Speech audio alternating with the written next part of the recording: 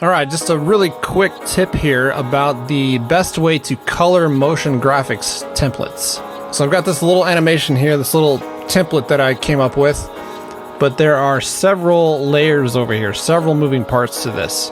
It looks fairly simple, but there's actually quite a bit going on. So once I finished with this and got ready to set up the parameters for the template for Premiere Pro, I wanted to be able to change the colors of all these elements, but to add a tint effect to all these layers and apply that to the template just would be a ridiculous amount of parameters in one template. So, much easier way to do this, and that just consists of adding an adjustment layer with the tint effect.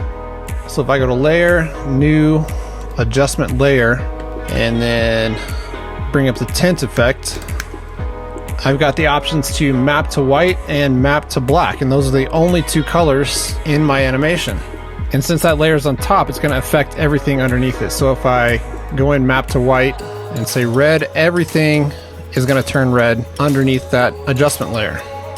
And same thing if I want to change the black, that's going to change that black in the middle. Looks like a Spider-Man theme going on there.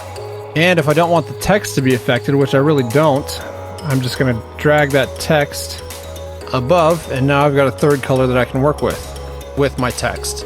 So just a really quick tip there in how effective adjustment layers can be. Really just one adjustment layer in this case, in building After Effects motion graphics templates for Premiere Pro. So now I can have a lot less parameters I need to work with in here, since I can change all my colors with just that one layer and one tint effect.